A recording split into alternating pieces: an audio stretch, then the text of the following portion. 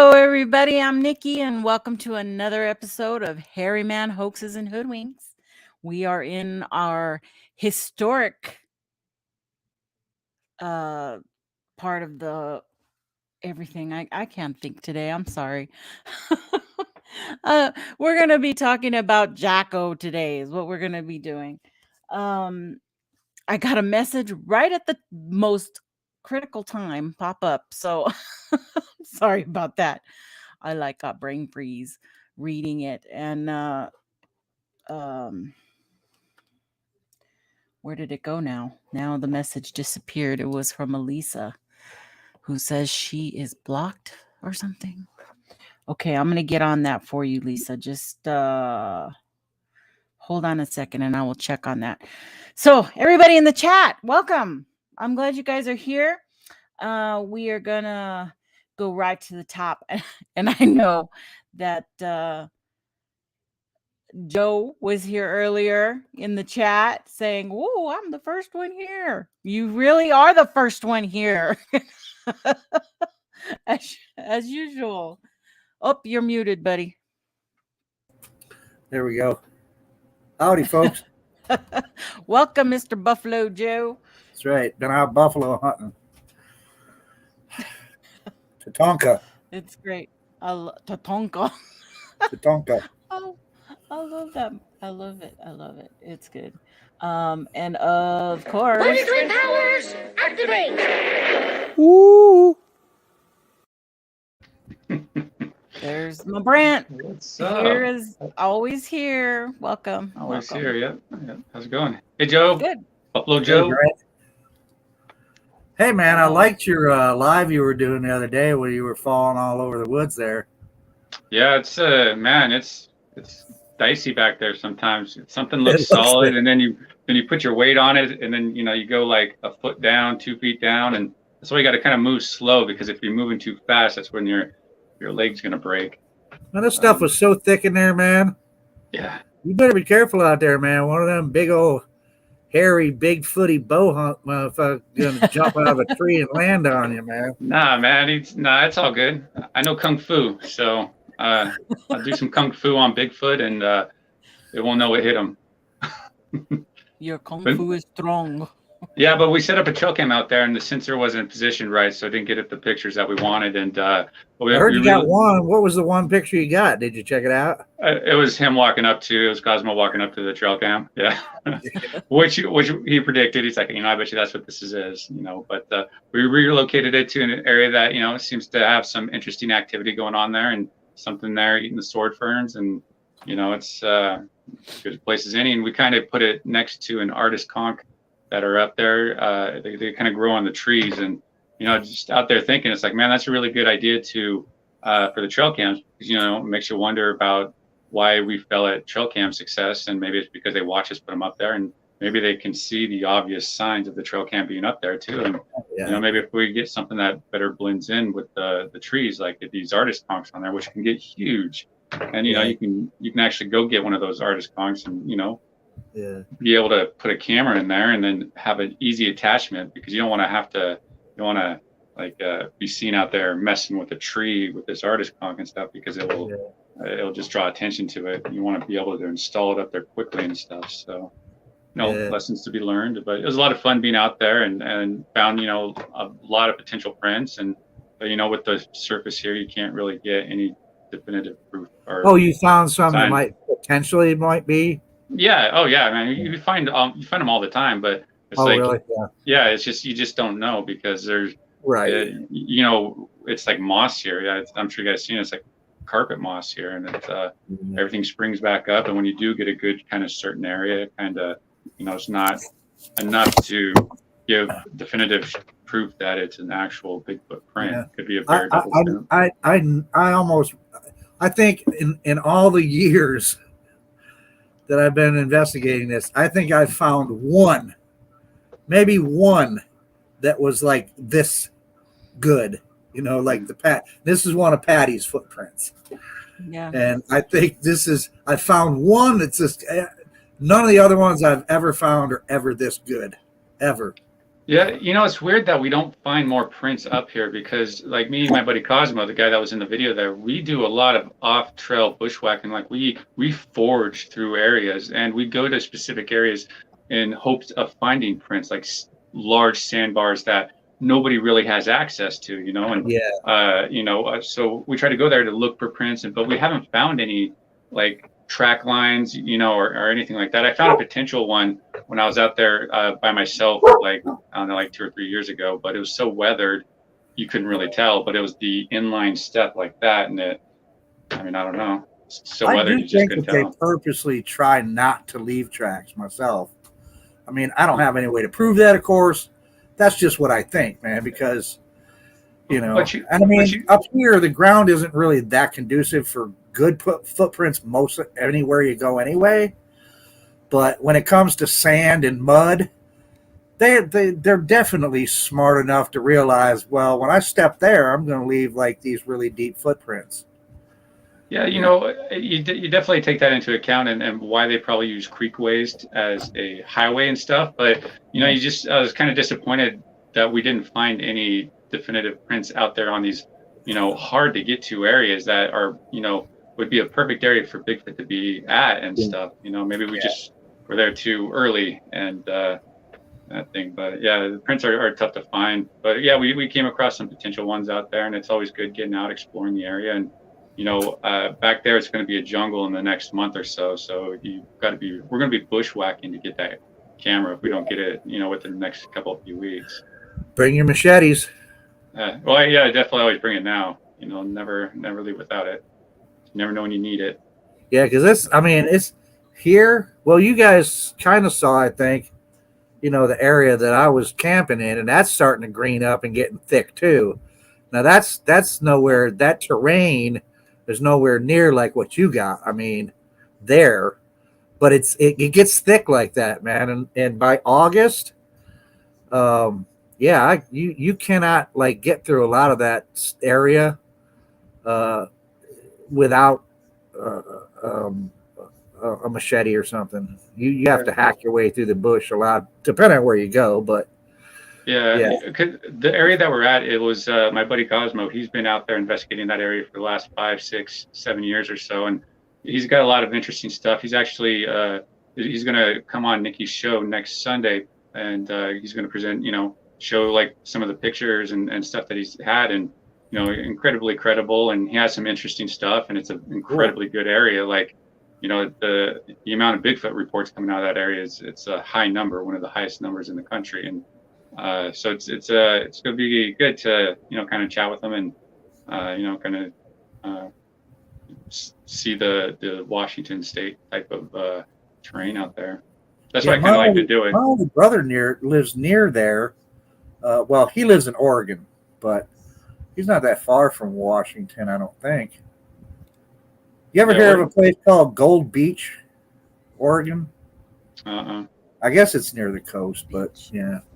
Yeah, you think with the beach, but yeah, we're up in the North Cascades, so it's a lot more rugged and less populated. It's actually probably one of the most least populated part of the Cascades in Washington, because it goes straight up into Canada, and there's no barriers for them, no towns, well, there's roads, but no big obstacles that they can't just easily sneak away and gone for good. I keep asking him, man. He still hunts and all that stuff, and he's got to be closing in on 70. I know he's 10 years older than I am, so that would put him right around 68. But he's still out there hunting and stuff. And I keep asking him, like, see any Sasquatch out there yet, Stan? He's like, yeah, he comes by my house for Sunday dinner every time. Speaking of Sasquatch. Some people say that, though. Yeah, speaking of Sasquatch, though, we're going to be talking about Jacko and, the Jacko Bigfoot. And so, Nikki, you kind of want to, let us all know about Jacko and the whole lore behind it. And yeah, because I've heard the story, but I'm not as familiar with it as a certain person is. Right. Yeah. Yes, folks, I did put in a back call for Thomas to be here, but he hasn't gotten my messages today. So he's got the link and he can jump in whenever he gets here. So, He's out there partying. because I know he loves to talk about this stuff. Well, This I is, mean, you good know, he's source. been to the site, so I know he really wants to, but that's okay. I found his pictures. We're good. It's definitely going to be a thriller of an episode. Yeah, yeah. So let's get on to this. This is so Jacko. So the significant sighting of Jacko was in British Columbia, about 20 miles north of Yale. And I really wanted Thomas here for this part. Oops, I have to be on the other screen. Dang it. Okay. That is just an artist rendering. I have no idea if it's from actual Jacko, okay? Because this has just showed up with a lot of the information I was finding this particular picture. But you know, as we go on and we talk about this, you'll see that there really wasn't anybody who put any um sighting onto it. There wasn't anybody who was there to eyewitness, you know, what he looked like. So this is British Columbia here, and this is where uh the incident took place. And I'm hoping it's in the right place because I couldn't see the names on there. I kind of transposed it to what I had on my phone for the actual area. And we will Well, that's just north of me, let me somewhat just northeast. okay. Jolly Jake Lovell says Jacko needs some Visine. That's exactly what I thought when I saw the picture. Oh, I was yeah, like, dude, he on needs that some one, yeah. Visine, man. For sure. So here goes the significant sighting. On June 30th, 1884, trainmen of the British Columbia Express line 20 miles north of Yale saw a wild man lying close to the tracks. They blew the whistle and applied the brake, and the creature jumped up and climbed up a steep bluff. Now, there are some accounts that say he was passed out on the side and he didn't pop up until they had already gotten off the train. So there's different stories about that. Um, the conductor, C.J. Craig, and others gave chase, and after 5 minutes, they trapped it on the ledge. And then Craig threw a rock at it and knocked it out, allowing them to haul it back with a rope. And after reaching Yale, the wild man, whom they started calling Jacko, was kept for a few days by George Tilbury. A report that Jacko had been sent to the jail at New Westminster turned out to be false. So that's the gist of the story of how they found this Jacko. So the Jacko hoax was a Canadian newspaper story about a gorilla supposedly caught near Yale, British Columbia. The story titled "What Is It? A Strange Creature Captured Above Yale, a British Columbia Gorilla" appeared in the British Columbia newspaper, The Daily Colonist, on July 4th, 1884. The original newspaper article describes Jacko as a gorilla and not a Sasquatch. However, the Jacko story has been used by Bigfoot advocates as evidence for their existence of Sasquatch. So there are many books about Bigfoot and cryptids, and there's a bunch on this story as well. That's quite the popular story. Yeah, one being the Yale and Strange Story of Jacko the Ape by Christopher Murray. I'll have it listed here in a little bit. Let's see. This in 2008, Michael Cremo discussed the story as possible proof of the existence of Sasquatch. The Jacko story was featured on the A&E television documentary series Ancient Mysteries about Bigfoot, season 4, episode 18, narrated by, of course, Leonard Nimoy. And the story was also mentioned on the episode of the series In Search of, season 1, episode 5, also by Nimoy. And the Jacko story was mentioned in the 1976 documentary called The Mysterious Monsters. So there's the one by Christopher Murray. That's what the book looks like. I have not read that book. I don't have it. If anybody has had it, feel free to make a comment there and I'll try to bring it up. Lauren Coleman explained that in 2003 how this story achieved its popularity. During the 1950s, a news reporter by the name of Bruce McKelvey found the article about Jacko. McKelvey shared the Jacko account with Sasquatch researchers John Green and Renee DeHinden. McKelvey told them that this was the only record of the event due to a fire that had destroyed other area newspapers at the time. The story's appearance in Ivan T. Sanderson's 1961 Abominable Snowman legend comes to life, propelled the Jacko story into history. Also, John Green continued digging and finally found two important articles that threw the light on the whole affair. Green wrote off of Jacko's story as a piece of probable journalistic fiction in Pursuit in 1975. But by then, the story had taken its life on its own. And as we know, that's what happens to a lot of things in the Bigfoot community. So they dismissed it as a hoax, even back then. Here are two skeptical articles in question. The July 9th, 1884, a month later, the Mainland Guardian newspaper in New Westminster, British Columbia, stated that no such animal was caught, and how the colonists was duped in such a manner by such a story is strange. And then 2 days later, the newspaper, the British Columbian, reported that about 200 people went to view Jacko at the jail where he was supposedly kept, but the people found only a man at the jail who fielded questions about a creature that did not exist. Anthropologist and Bigfoot enthusiast Grover Krantz suggested that Jacko was purchased by P.T. Barnum and exhibited as Jojo the dog-faced boy.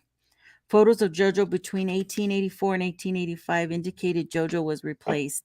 However, a Bigfoot researcher, Chad Erment, claims that Jojo was not Jacko, as Jojo could speak many languages and could write his name, according to an article in the New York Times in October 13th of 1884.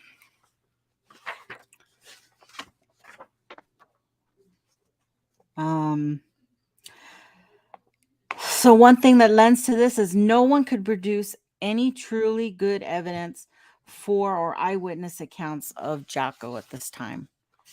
All we had was this specific place here that Thomas Steenburg himself and Bill Reed and another gentleman went to the actual site there. What was it at? What was the name of it again? Yale, just north of Yale. Some steep canyon walls there. It's just beautiful, though. I mean, it's just stunning, the area. Yeah, and I guess that's according to the story. He was sleeping along the tracks and he climbed up that thing there or whatever. Or the way I'd heard it, he attempted. I don't know. There's like several different things. Like you said, Nikki, there's like several different things because there is one that says he didn't wake up until they were already out of the train. Right.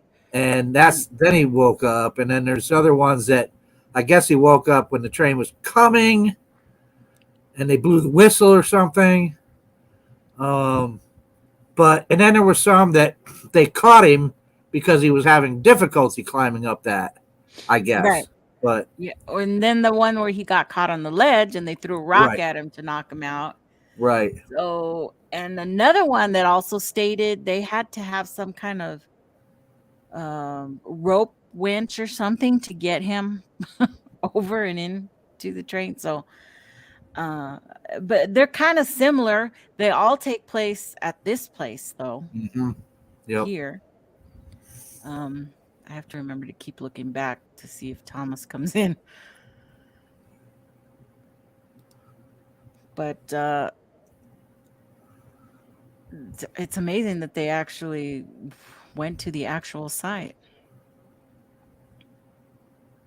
Yeah, that's what I like about Thomas and Bill and all those guys up there, and you know, boots on the ground, getting out there to some of these sites. Believe it or not, this is where Right. it allegedly happened, and it's good to see these type of areas and where the story started. Mm-hmm. Because there's really, I mean, there's information out there, but it's all the same. It's all exactly the same, which is pretty not much. It's just enough for like a 1-page write up. Yeah. So, in with just those little things, that change in it, but because they actually went out looking for eyewitnesses and they just couldn't find any. I know here it says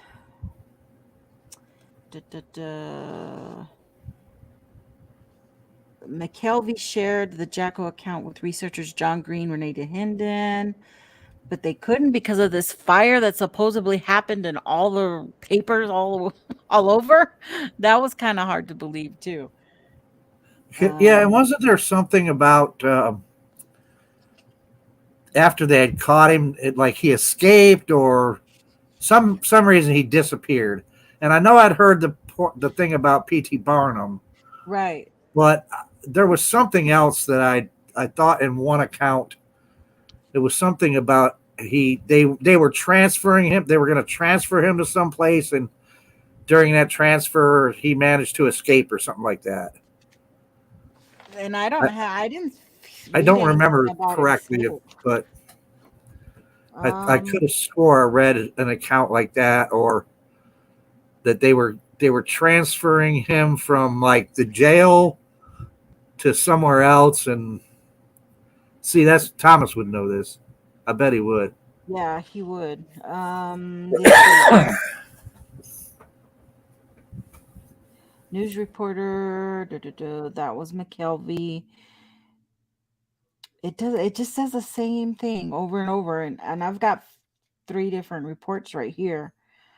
In 1958, John Green found and interviewed a man by the name of August Castle, who remembered the Jacko of the time, but he said his parents did not take him to the jail to see the beast.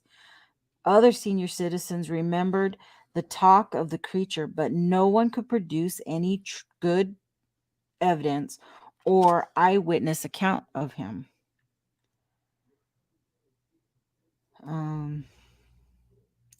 That this was only, see, that's the same thing I just said.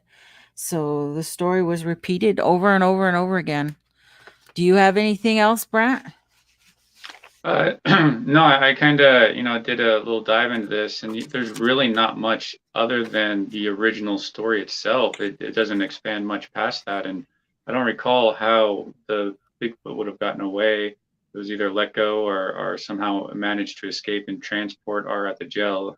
Either way, it was somehow that happened. But it's one of those stories that help establish the whole Bigfoot myth, and even Grover Krantz, suggested that this might be real, which is kind of disappointing. But, I think John Green and Renee DeHinden, I think their investigation into it was pretty solid and gave us the results that. There you go. The Book Wasp crew made a comment there about it. They were sending him to England. He was put into a crate, and there the trail ends. And here it says, Green has pointed out the colonists never disputed its critics. Green wrote the Jacko story as a piece of probable historical journalistic fiction in the article At Last Poor Jacko. In Pursuit, published in 1975. In July of 1884, the British Columbian carried the news that some 200 people had gone to the jail, but they didn't see him.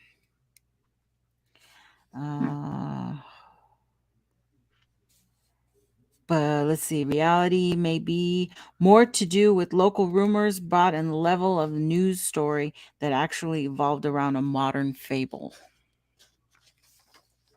Yeah, if you look at that era, at that time, newspapers were really competitive. They were, expanding in cities, going from, 10 newspapers to, over 70. Right. So it was really competitive. And, so there was a big desire for the market. And I think that's when you get fabrications like this that will help sell the paper. And I'm sure the local people remember this story, but it's one of those things where they probably just remember the story itself, and it doesn't seem like there's a direct eyewitness to seeing the Bigfoot itself. Yeah, you got to remember back then, a lot of the newspapers back then, Brent, yeah, just like you said, a lot of the newspapers back then, they were like our tabloids, are now, like the Globe and, the Inquirer. They were more tabloid like, and they just loved to sensationalize stories. Yeah, I mean, to a certain point, and only so much, because there's a certain point where you will be considered like an unreliable source. So, I think with stories like this, they're just kind of sprinkled in, every so often to help, probably for that quarter's profits. And this one here just kind of stuck with the whole Bigfoot community, and because it's such a plausible story. It really is. It's it's such a remote area, and you would figure train conductors would come across Bigfoots more often than other people. So it seems reliable. See, we're gonna see comments like Sharon here says, I heard it died on a ship to England, so they tossed it overboard. And Donald mentioned that nuns may have gotten a hold of it and then they shaved it and threw it into boiling hot water and it died. I've heard that one too. That's crazy. Now that Sharon made that comment, I think I do recall hearing something like that. I don't know where, but because I've read several things about the whole Jacko thing, but I mean, I'm not as well versed on it as Thomas is. Because Jacko has just been, to me, it's been a story in passing, like a lot of the other ones. I've all these other stories from, back in the 1800s and late 1800s and stuff like that. I've read, so I've never really like concentrated on any single one. But yeah, I thought, something like that because, that's. Oh no, it was. I know Grover Krantz talked about P.T. Barnum's buying Jacko, and that's where he went. Was also a hypothesis out there, and there might be different ones because it's not a real story, so people might add their own little flair on it, and that becomes more prevalent than any of the other truth there with it. Hold on one second, folks.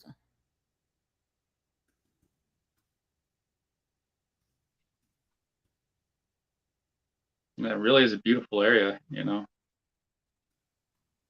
Maybe we should start reaching out to train conductors more, in these remote areas. I wonder, that's really things they see on their track. That would be really interesting. Yeah, man, I bet you they see so much.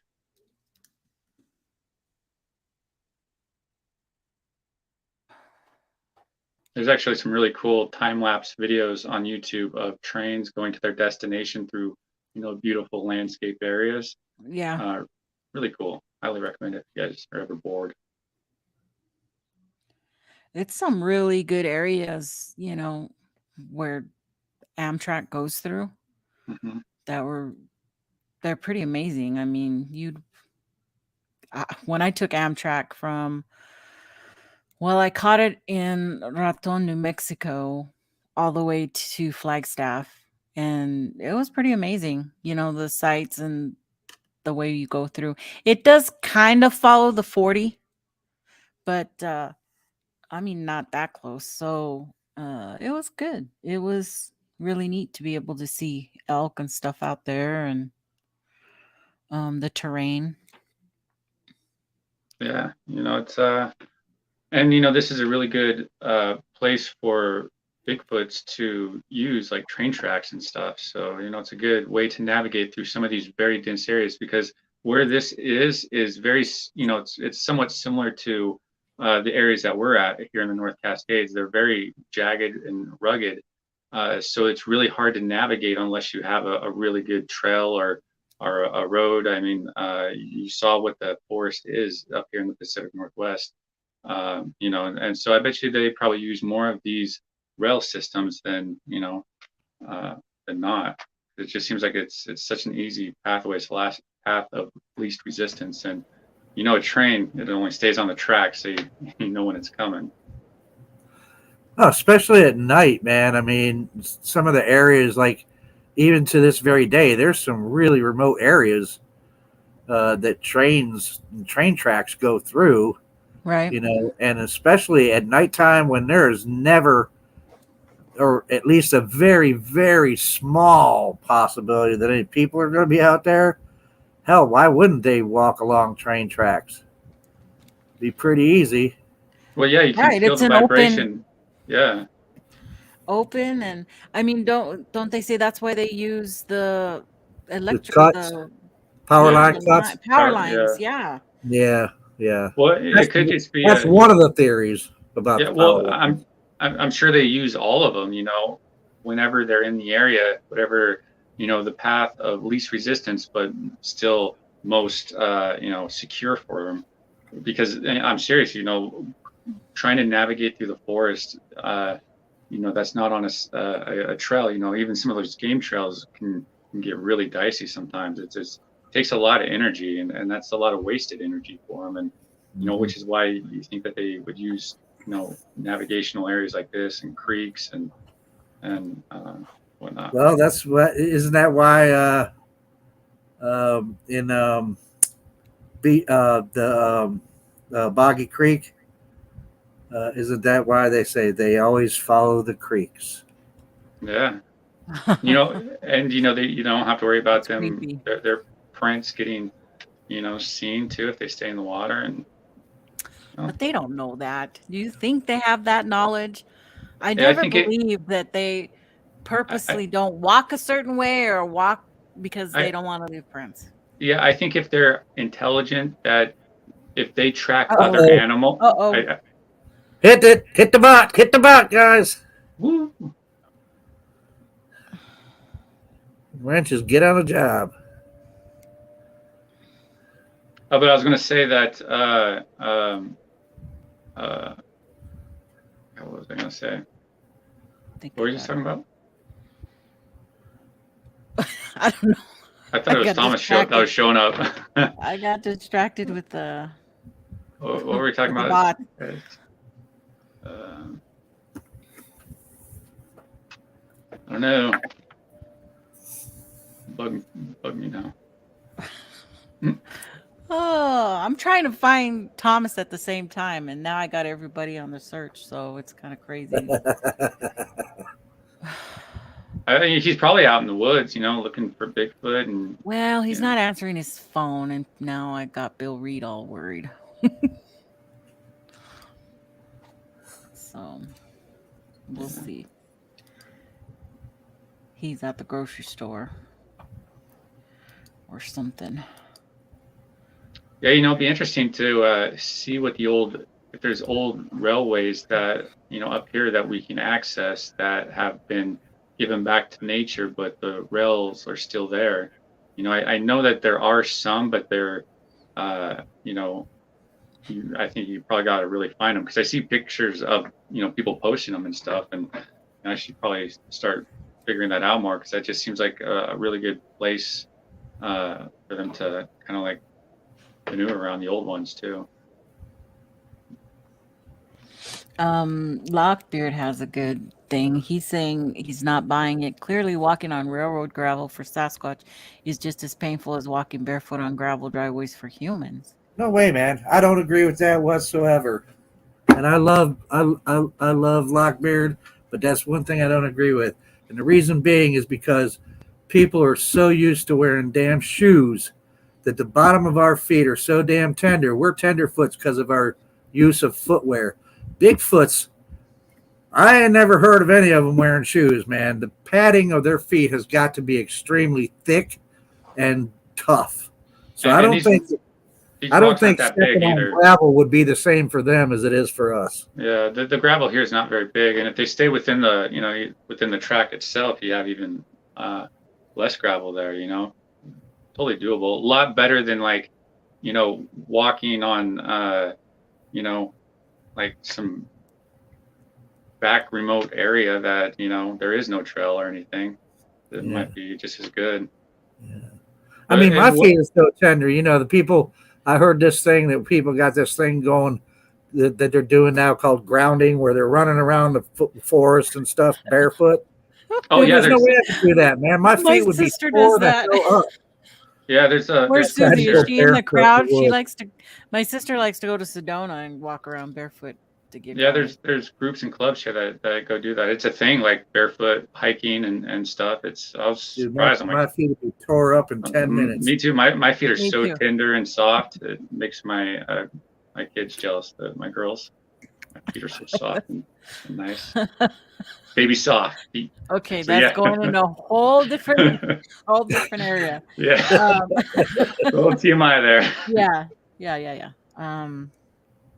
Okay, here's Sasquatch Wizard says, didn't Jacko get spotted trying to escape up? Yes, he did try to escape up the cliff. They caught him, and Jacko got sick and died on the train. That's another version. That's not the version, the three versions I have here. It's like choose your own adventure. Yeah, I choose your don't own think ending. Jacko never made it to the train's destination. Yeah, but he was found right next to the train. That's the one thing that has been consistent. Yeah. Only sort of recalls Yeah. from is That's that that's it the, that's happened the right thing. there.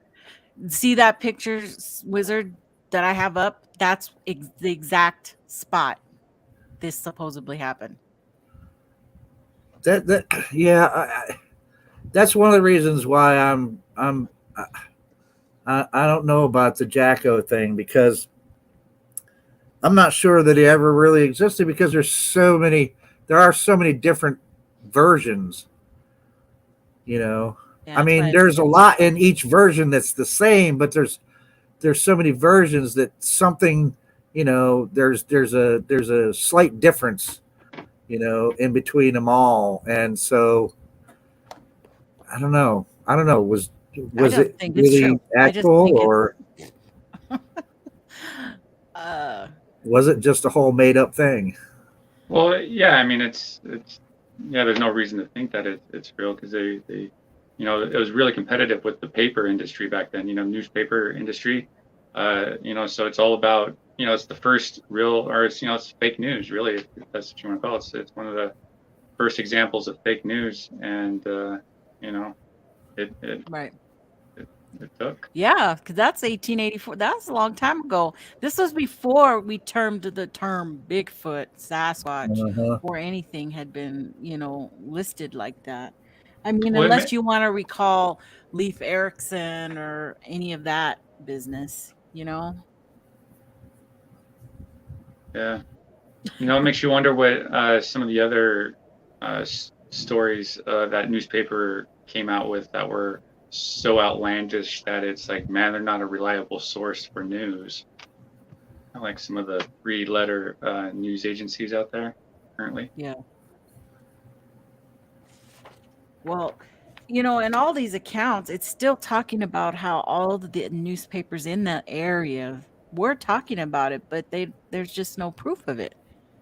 Well, yeah. Well, that makes sense. It's as somebody mentioned in the chat, there is nobody alive from back then to talk to about it either now. There's nobody. They're long dead. But it makes sense that the other papers would want to talk about it too, because they want some of that attention. Right. The attention from it to help sell their own papers and stuff. Yeah. Right. Yeah. Their version. Everybody has their version of the story. So. Yeah, because I was kind of looking at it from this. I was looking at this story from that angle of, what's the benefit from the papers from coming out with a story like this? How competitive was it back then? And and that's why it's always good to look at the source that's presenting the evidence and information. Right. Whoa, hope that's That's T-Man there. Hey, I'll be right back. The wife's messaging me. Oh, that was you. Oh, I thought that was Nikki. I thought that was Thomas. No, but Bill Reed may be coming on in a sec. Oh, nice. And he was here. He was there when these pictures were taken. So he could give us some more insight as to things that were talked about while they were there. That Yeah, would and they be do a interesting. solid investigation. You know, I've seen some of their other Right. investigations that they've done, and it's like, man, you guys are on top of it. So what I think I'm going to do is we'll run a little bit of video from Thomas himself. And I gotta go to the other place. And we will run through these photos here. And let me know if you can hear it properly when I start this.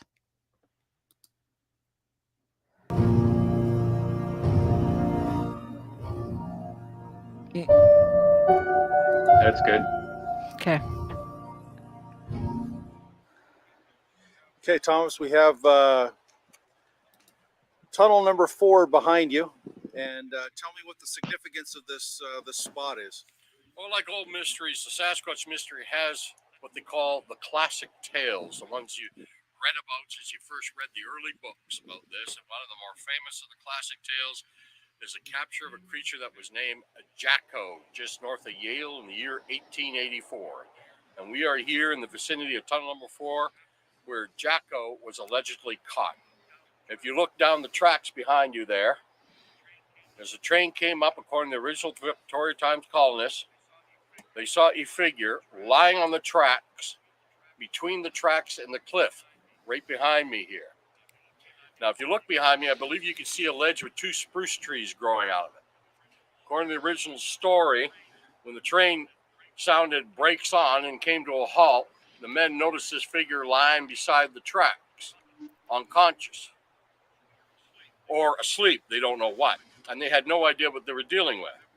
Remember, this is 1884. The name Sasquatch hadn't been even coined yet. I doubt they even know what they were dealing with, assuming the story is true.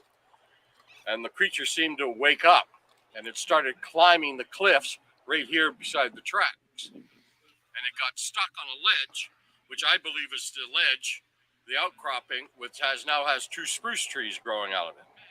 And the men, led by Mr. Tilbury, managed to climb this area right here to our right and get above him, where it said Mr. Tilbury rendered him unconscious by hitting him with a large rock. The men then hung a rope down from above, trusted him up, and lowered him down, tied him up, and threw him in the baggage car of the train. And according to the original story, they used the term telephone. I find that hard to believe in 1884, especially around here, though if anyone had telephones then, it would have been the railway. Probably telegraph. And they signaled ahead to the town of Yale about the capture of this thing that caused quite a stir in town. And a lot of people came to the main railway station to have a look at it. But we think Mr. Tilbury and his cohorts took the creature off the train at the old railway maintenance yards, which used to be right outside tunnel number 1, right next to town. There's no trace of them today, but they were there then. The town doctor, a man we know existed, a man named Dr. Harrington, examined the creature. They said he was 4 feet, 7 inches tall, and weighed roughly 167 pounds. Mm-hmm. They didn't know what it was. He described him as an ape type, but most of the people wrote the story off saying, oh, they just caught a wild Indian or something. They had no idea.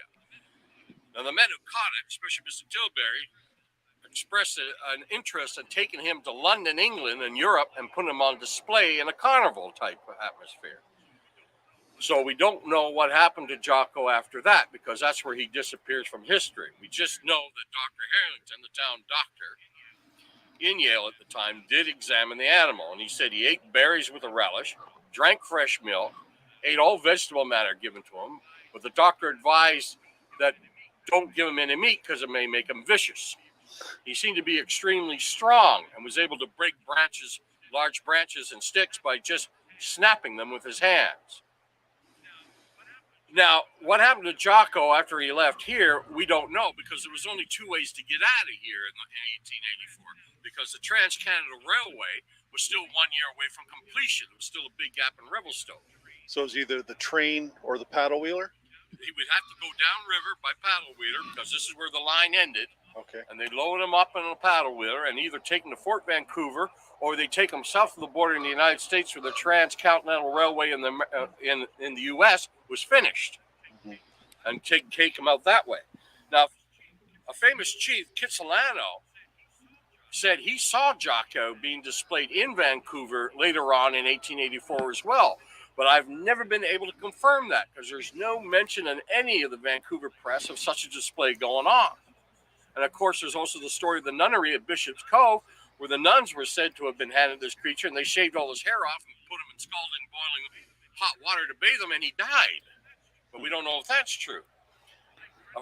The late friend of mine, Grover Krantz, had a hypothesis that an exhibit that was advertised in the fall of 1884 called Jojo the Dog-Faced Boy may have actually been Jacko, because there was no photographs or drawings made of Jojo the Dog-Faced Boy. But it's just a coincidence that later on the same year that he would advertise such a display. But we don't know for certain, because let's face it, there was one man in all of North America who would have paid a large sum of money for something like this. It was P.T. Barnum. And that's where Jacko, or Jojo the Dog-Faced Boy, that was the exhibit that he had? In his Museum of Natural Wonders in New York. But like I said, there were no photos and displays. And for some reason, after a few months, all mention of Jojo the Dog-Faced Boy disappeared from his advertisements. But P.T. Barnum, being the man that he was not the kind to let a good name die. So 7 years later, all of a sudden, Jojo the Dog-Faced Boy was back. And there were some black and white photographs of a young man who was obviously suffering from that rare affliction. Oh, the name escapes me just offhand, where hair grows over the body, all over the body. And they had him dressed up in some Cossack costume. It was a story about a hairy people in the Urals who fought against the Tsar, et cetera, et cetera, et cetera. You know, P.T. Barnum, sucker born every minute. Yeah. We're talking about the man who sold a chimpanzee and a fishtail together and called it the Fiji Mermaid. Right.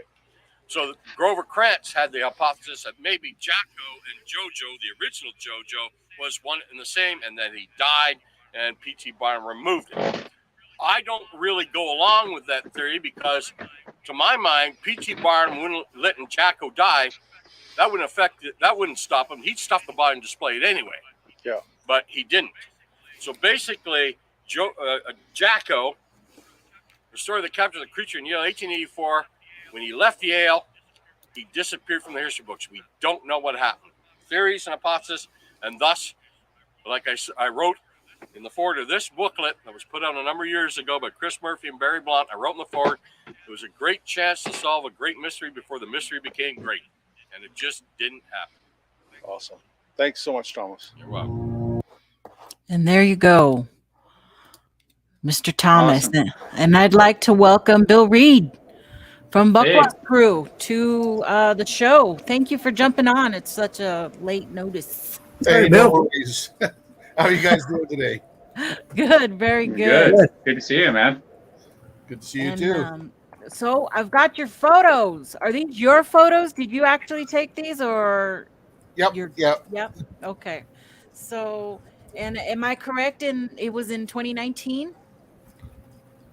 Oh, pre-COVID. 2018 or 2019. Yeah.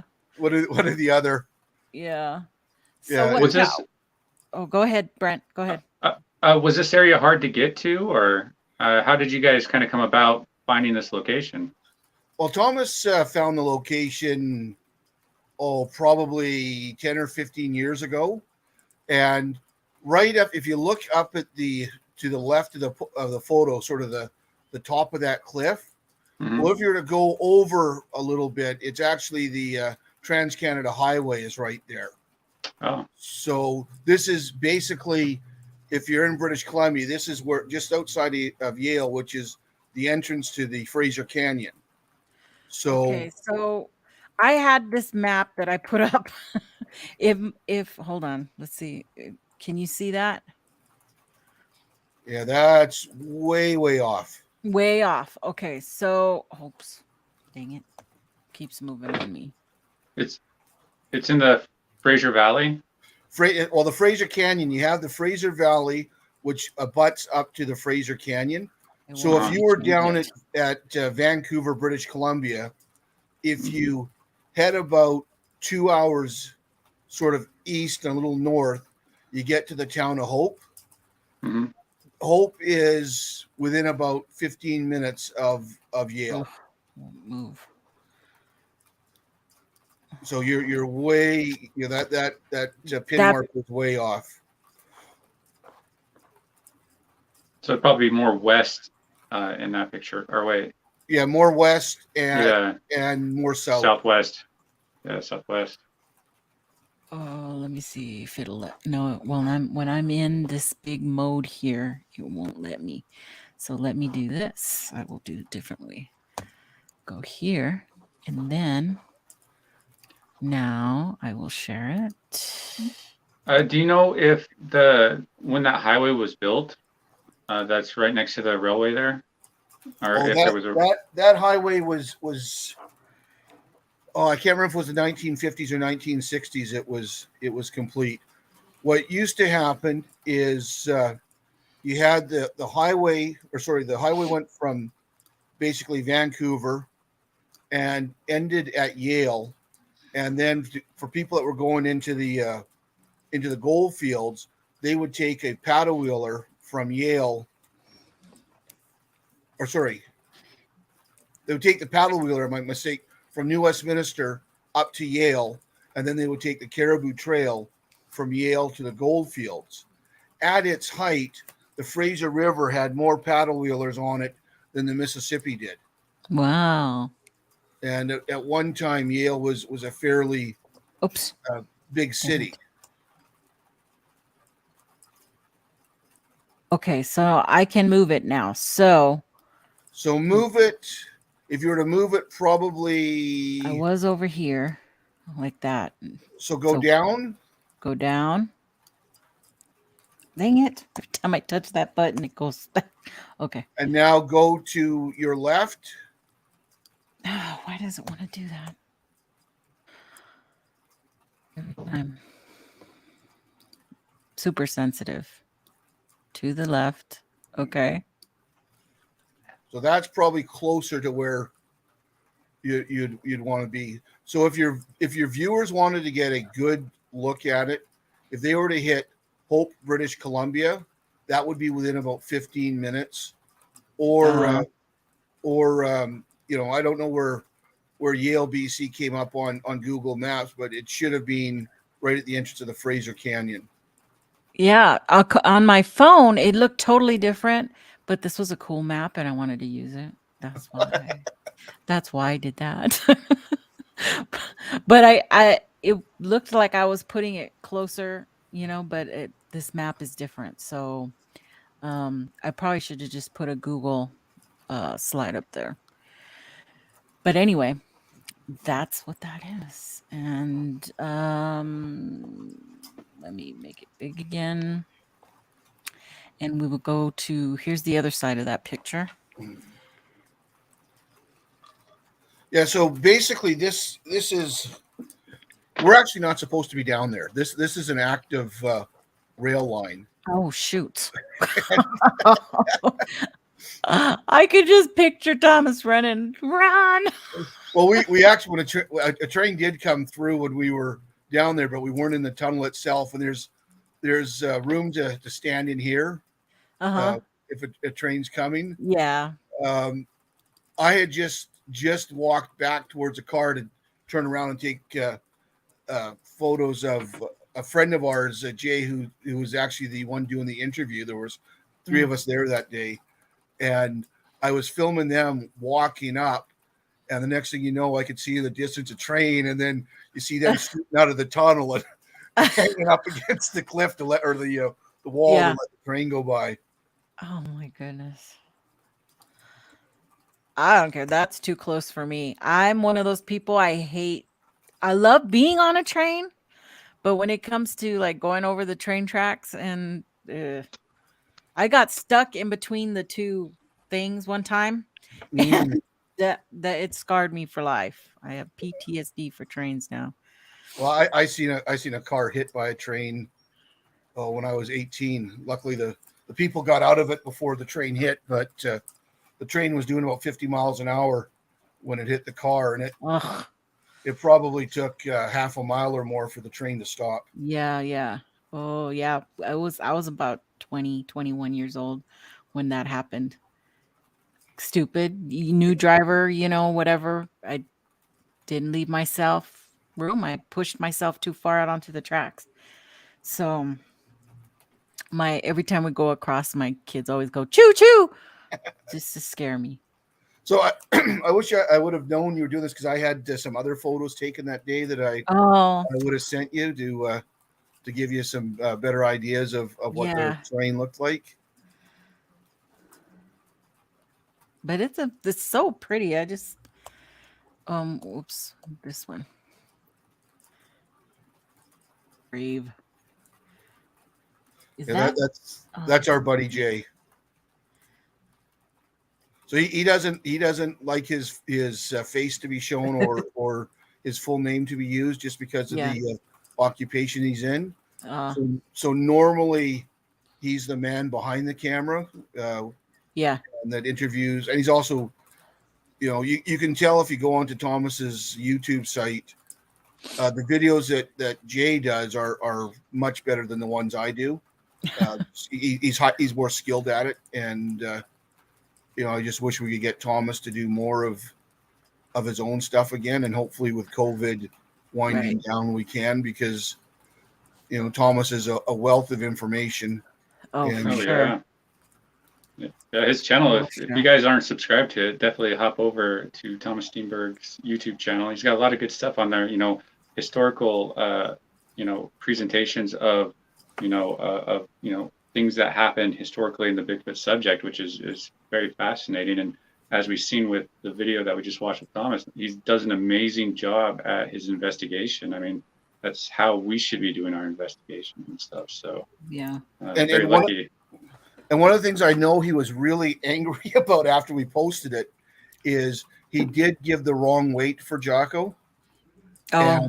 And then if you actually go to his website, the first comment out of him was correcting how Jacko weighed, because he really hates when he puts something out there and he makes a mistake. And unfortunately, we'd already packed up and gone home and done the editing before he realized his mistake. But when it comes to that stuff, he is a bit of a perfectionist. Yeah. Yeah. This actually I found off of SquatchAlberta.com. This Sasquatch captured the mystery of the Jacko by Thomas Steenburg. So you can. I could tell that about him, Bill.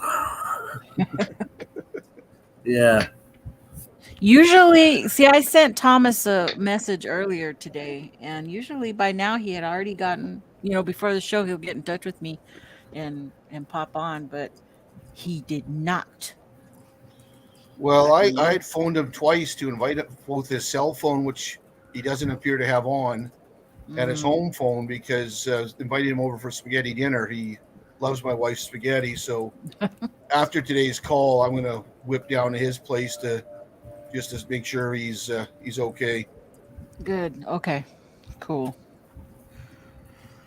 That's good. But man, appreciate it, you coming on and talking with us about that. Yeah, being there and seeing the actual site and stuff. It's is it pretty remote out there? Like not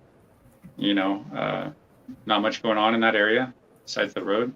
Yeah, basically it's a road. I mean, I said before, the best thing about Canada is there's nobody here. And basically once you get outside of the sort of the city centers, which are all within about 180 miles of the US border, or by and large.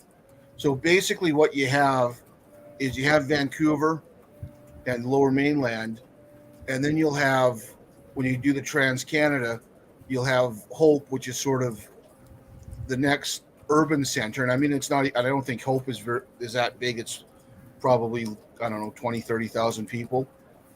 Might be more, but it's not big. And then when you go along the Trans Canada, like I said, this is about 15 minutes outside of Hope. There's really nothing of note in terms of larger towns until you hit Cache Creek, which is 2.5, 3 hours up the road. So basically, this is a transportation corridor where you may have some small little villages like Boston Bar and that beside the road, and farmland and ranchers, but there's nothing major there.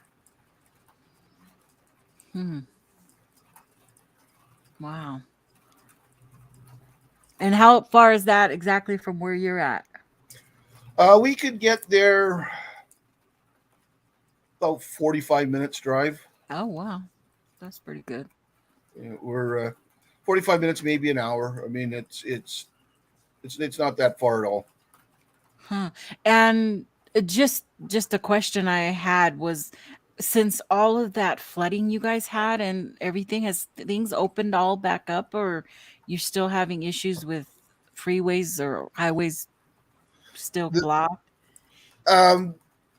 It's mostly okay, but this actually, the Trans Canada, they had shut down yesterday as a precaution because of rainstorms, and they were worried about flooding.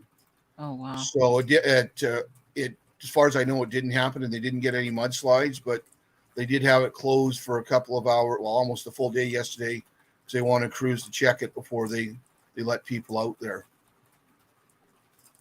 Wow. And this area of Yale, the present town of Yale is actually not where the historical town of Yale was. Oh, okay. It's basically up the hill a bit. The historical town of Yale was down on the river, and then back in 1946 we had a major flood back then that basically took out most of the town, and they went up the hill a couple of 100 feet when they rebuilt it. Yeah. Oh, So it's even that was taken out in a flood. I didn't know that whole area was so subject to that type, but I guess so. I mean, if you have rains, that's gonna bring stuff in. So, Well, the floods we had, like the 46 flood was basically the biggest flood it was a 200-year event. And the floods we just had, the main problem we had is we've had a series of bad things happen in a row that normally don't happen.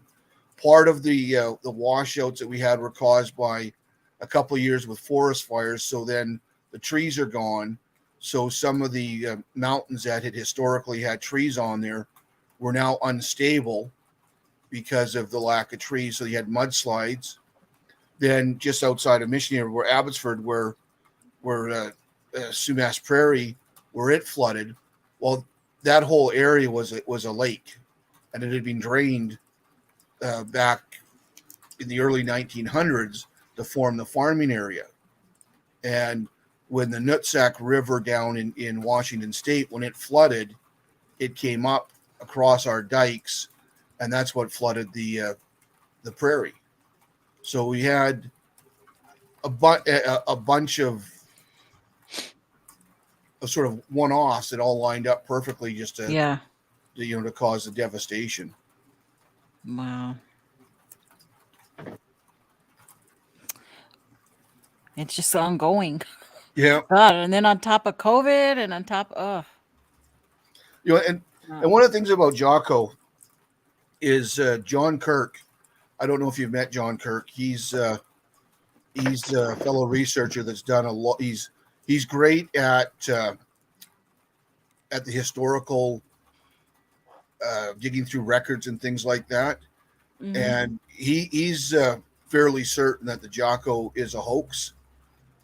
He's done research on the supposed doctor, and he doesn't believe that doctor was in the town at the supposed time that Jacko took place. Oh, okay. And really, if you get a chance to follow up with John, if you can get Thomas and John on a call to get on a show together, mm-hmm. because I think Thomas is is a little more wondering if it's a true story or not. Where I think if you talk to John, I don't want to put words in John's mouth, but I think if you talk to John directly, you'd find that he thinks it was a hoax, that it was just a fabrication in a newspaper that became one of the classic tales. Mm-hmm.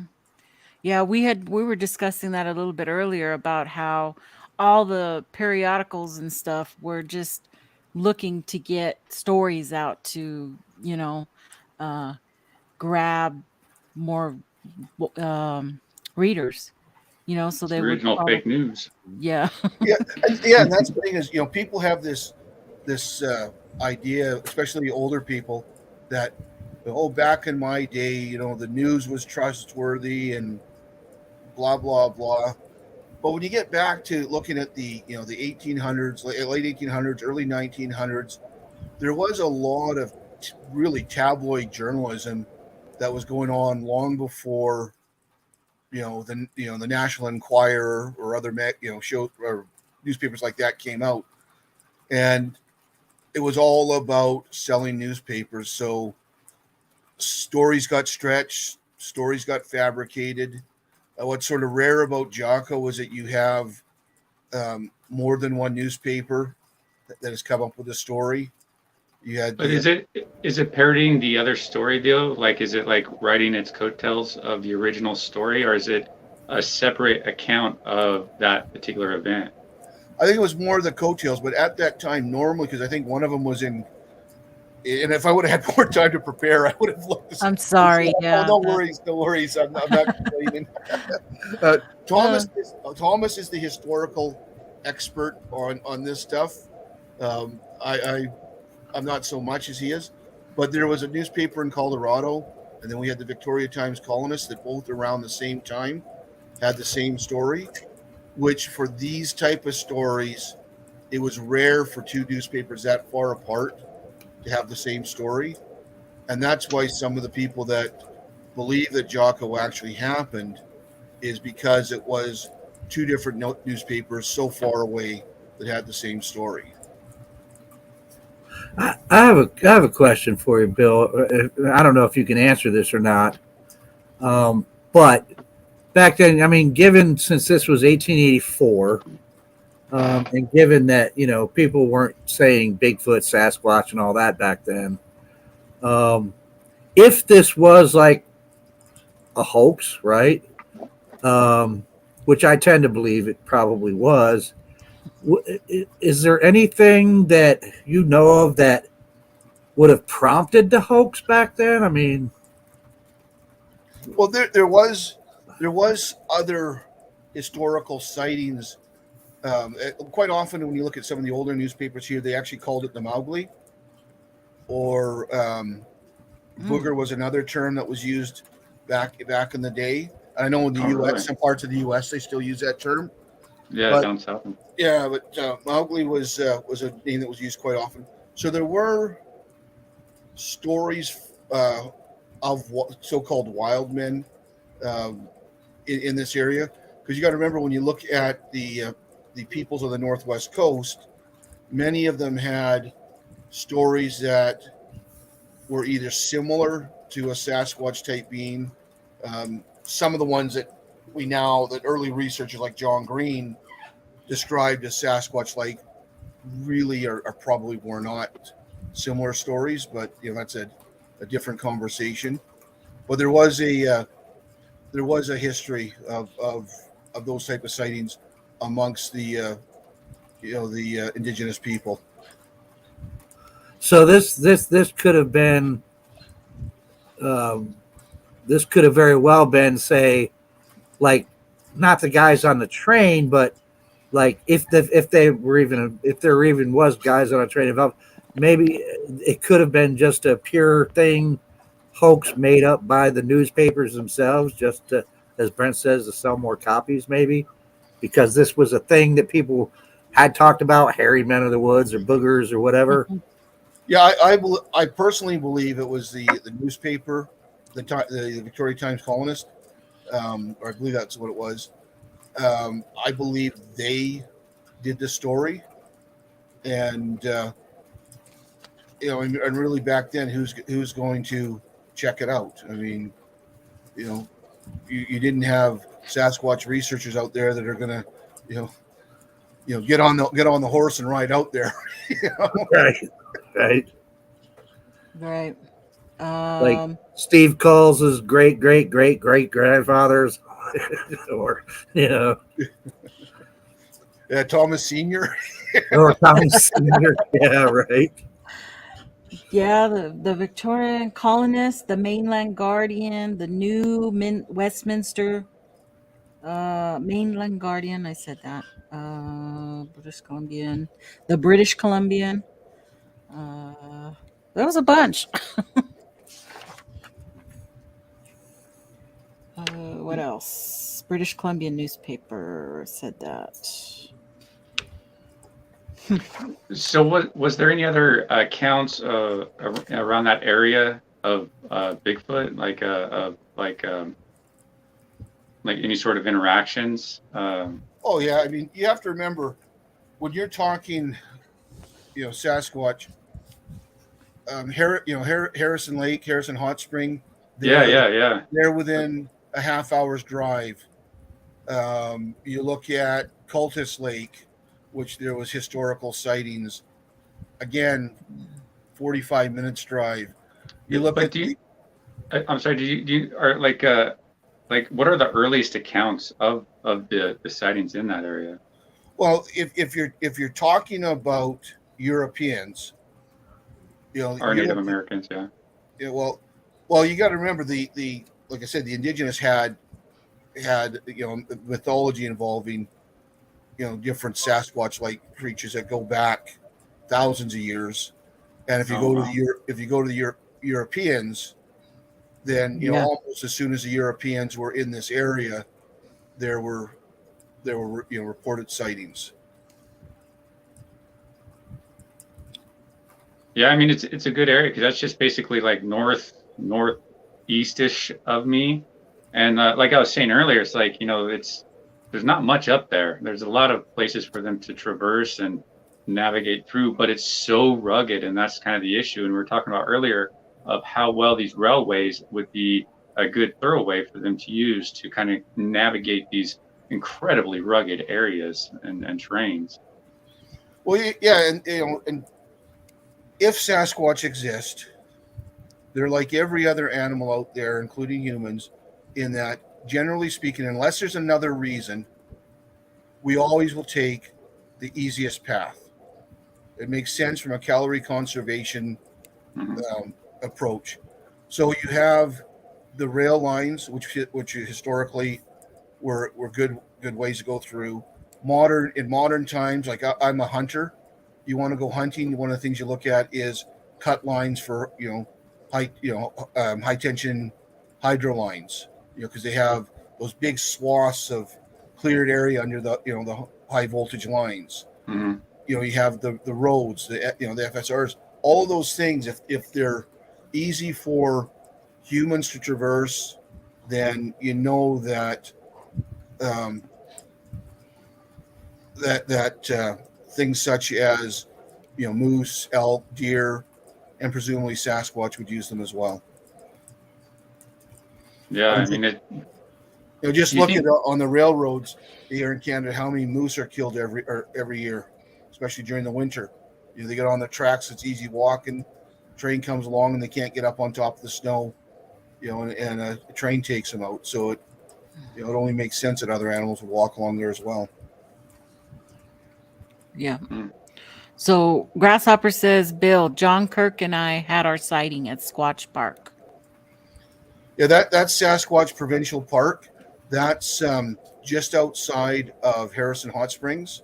So it's on basically it's just up from Harrison Lake. Wait a minute. you always hear that Harrison Hot Springs and in various reports and sightings, it just seems like it's such a primo area. Well, you also have to remember that's where John Green lived a large portion of his life. Oh, okay. It was Harrison Hot Springs and in the Agassiz. He worked in the Agassiz area, which is Agassiz is like 10 minutes, 15 minutes up the road from Harrison. So that's where a lot of stories came from. And then the Chehalis band, which is, famous from J.W. Burns and where, he came with the term Sasquatch. I mean, that's by, but not far from Harrison. So again, this area is sort of at least from the Canadian perspective, this is sort of the birthplace of the modern Sasquatch legend. Nice. So let me get this right. There is an actual place called Sasquatch Provincial Park. Yes. I thought that too, Joe. I'm done. Yeah, I thought it was like a code word or something, like a code. It's like we'll call it Sasquatch Valley or whatever. So Yeah. that is Yeah. cool. That is really cool. Well, back in the 70s, on Highway 7, which is the high, like I live in Mission, and I can take Highway 7 to Harrison and also to Yale, because the Highway 1 and Highway 7 are just north and south of the Fraser River, and they meet up in Hope. But back in the 70s, they used to have big wooden Sasquatches on the side of the highway, and they used to call Highway 7 Sasquatch Drive. Oh. And they had it basically from sort of Lake Arock out to Hope. And then Sasquatch, in the 80s and 90s became, passe, and you didn't want to do that, so they got rid of those signs. And I know one of Thomas's big things is he always wanted to steal one, but he was never able to get one. Oh man. I could just see him sneaking like the old Grinch in the movie with an 8-foot tall sign. Yeah. Sneaking in the middle of the night with the little pipe hanging out. Krakatoa going. Yeah, I could picture it. I could definitely picture it. But that would be a cool sign to have, though. Hang it right up on your wall, right there. So does anybody else have any questions in the chat? Go ahead and put those in now. Make sure you put them in caps so I can see them, because I'm blind as a bat. Yeah, I mean, because Go ahead. I was gonna say, because Jacko, it's a pretty popular story. It's one of the cornerstones of the Bigfoot lore in a way to help kind of establish it. Right. Hence the whole historic series that I'm doing. These are all stories that have come with the Sasquatch community.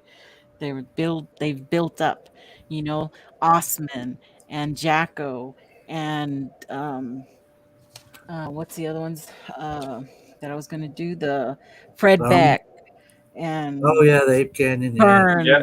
J.W. Burns, and all these, Bauman, all these, they are all part of the history. Yeah. Well, that's what I love about this subject, a lot actually, is the history of it, be it real or not.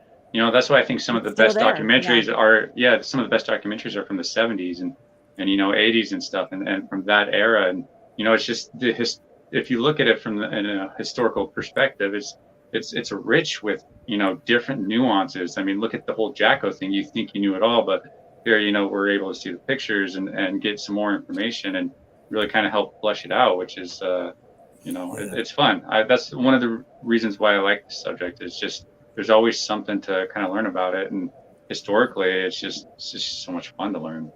Well, that's why I encourage people. Oh, I'm sorry. Go ahead, Bill. Well, I was going to say, I know Pat Turner talks about the phenomenon of Sasquatch, and I think that's a real thing. Like, I don't believe in Sasquatch, and believers always say to me, how can you be interested in it if you don't believe? Well, there's more than just the physical creature or spiritual creature, if that's your bent. There's the whole phenomenon. My one daughter, who you got her degree in anthropology, always said that she was going to do a master's on a study of Sasquatch researchers.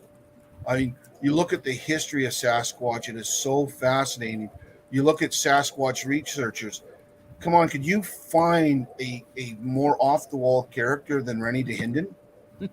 I mean, I wished I had met him in person, man. I wish Thomas was here to do an impression of him right now.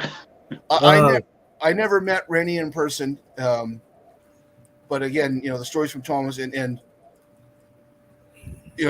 Thomas is great. Is I was through him able to meet a lot of the sort of superstars, for want of a better word, or more well known Sasquatch researchers of today and of yesterday, and it's a fascinating group.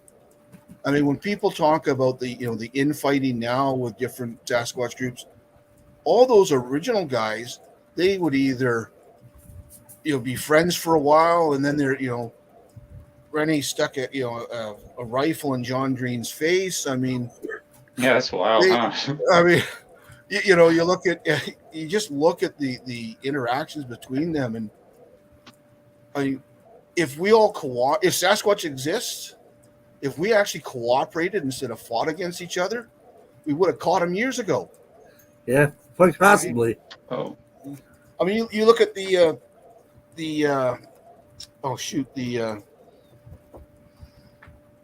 triple footprint. Cripple foot, yeah. Mossberg? Yes, when you look at that one, when you look at the story of the competing researchers that were in that area that were trying to buy information from the locals, that were trying to sabotage each other's research, trying to undermine each other, they probably did more.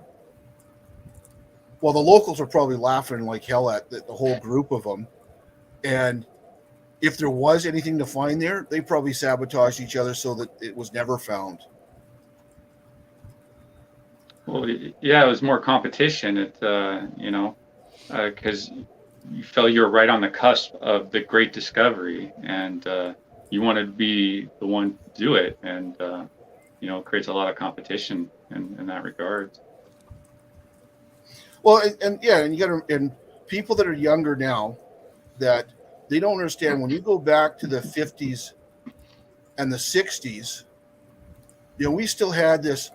We weren't far removed from the Great Discovery Age, where people were still finding large mammals in different parts of the world, and there was this idea that you had this basically unexplored continent here, and much of Russia and China was undiscovered and unexplored, and you could have these wild men out there, and the research 50 years ago, 60 years ago, is so removed from sort of the scientific community of today.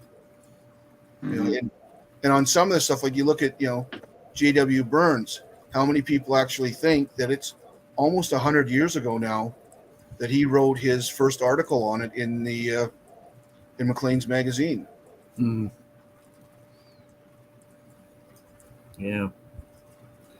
Yeah, I think when it comes to the historic part, it is fascinating when, if you just take one segment, and if you look into the different lore and stories from all the different First Nations and their lore and stories of interaction with these hairy people of the forest, it's amazing. The descriptions are very, very similar throughout the tribes. Almost every Native American tribe, the descriptions are very, very similar, but the interactions can vary widely. Some of who said you don't go where these things are because they were scared of them and they were cannibals. You go to other sections and they weren't so scared with them. They managed to live with them, basically, and share, so there's so much variation there. Just looking into that part of the whole Sasquatch thing is amazing. But even with that, that's not really true.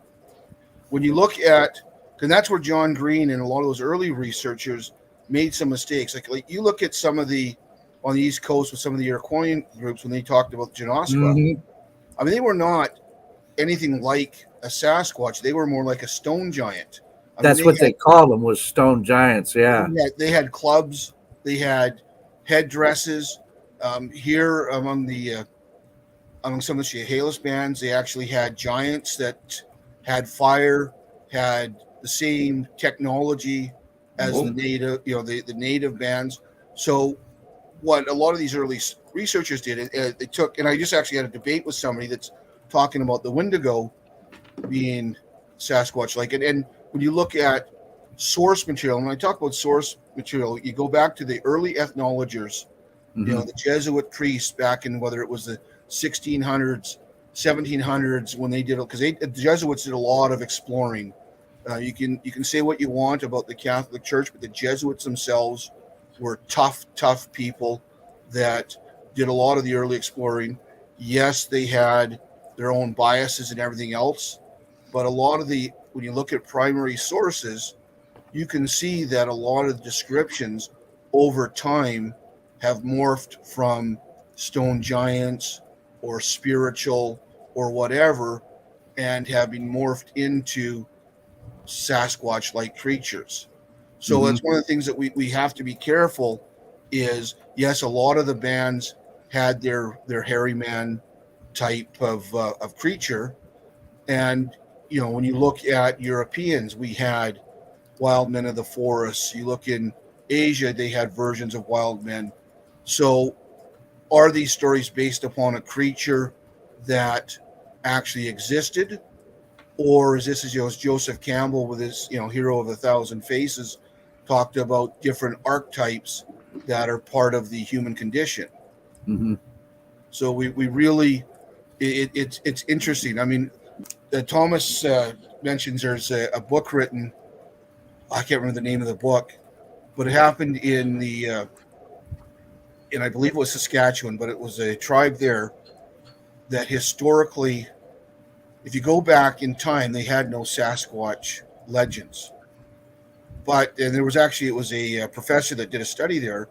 You talked to a lot of the elders, and they had stories of Bigfoot, and they called it Bigfoot.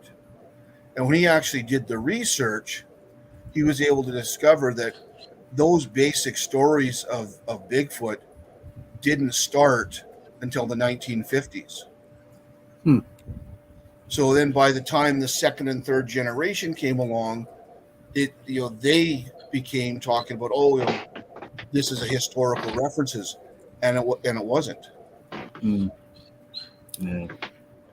Yeah, we actually have something called stick Indians here and buckwaws, actually, which is separate from Bigfoot. The stick Indians are more resemblance of Indian Native Americans that are bigger and more supernatural. And then the buckwaws are supposed to be smaller, mischievous type creatures that will I forgot the rest of it. Yeah, and you mentioned, Bill, they had you'd hear some stories here in the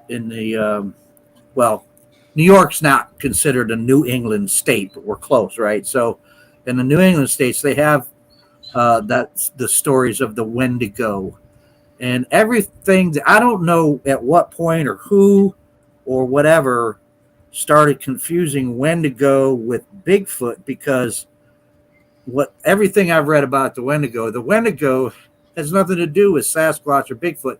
It was an evil spirit that possesses you and turns you into a cannibal, is some of the stories that I heard about it.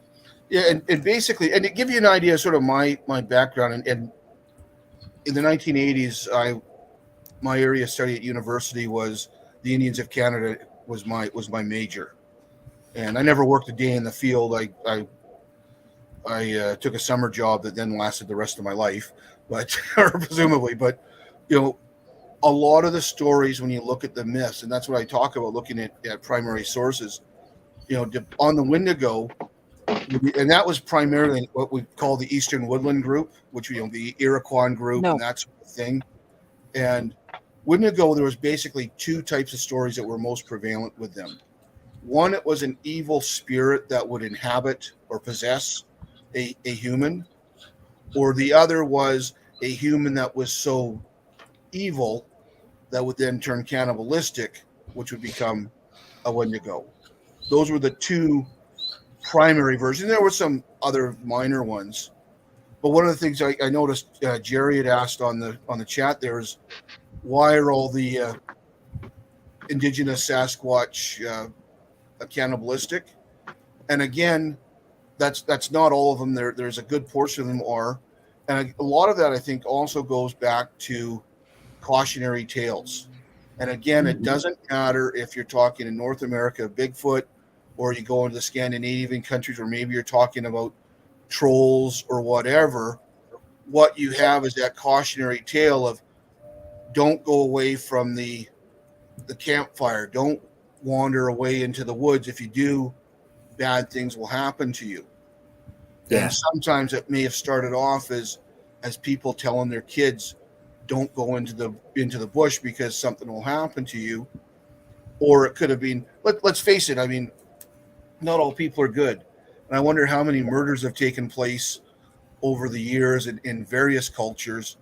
And, brother-in-law Joe wipes out Brent, comes back and talks about the Sasquatch that attacks him, and then 6 months later he's marrying Brent's wife. Yeah. Well, in your studies, did you find any point where somehow Wendigo got confused with Sasquatch? All of this stuff seems to have, and I got into a debate with this woman on Facebook actually yesterday, because she was claiming that there's two different Wendigo terms, and it was early Europeans that mixed the two up, and I can find no primary sources for that. Everything I see with these mixing up of terms all seems to have happened, at least that I've seen, in the last 10 or so years. Where, I mean, I've had people try telling me that the Norwegian troll legends are actually Sasquatch legends. Well, this all, at least, I mean, there might have been fringe groups before that were saying it, but now I think it's just all within, since Finding Bigfoot started, where the popularity of Sasquatch became huge, and then people are saying stuff on social media where they'll say their opinion, and then the opinion becomes fact, and 2-3 years later you have 1,000 people repeating the same myth, and it becomes fact. Yeah, it's like a creepypasta is kind of what it is. It's a manufactured story that gets circulated, and other people get to build upon it, or alter it, or something. But that's basically what it is, and what humans are really good at doing, creating these characters to warn us of dangers of the world that's around us. I'm sure with Bigfoot and some of these wild men of the woods, it was to keep us, from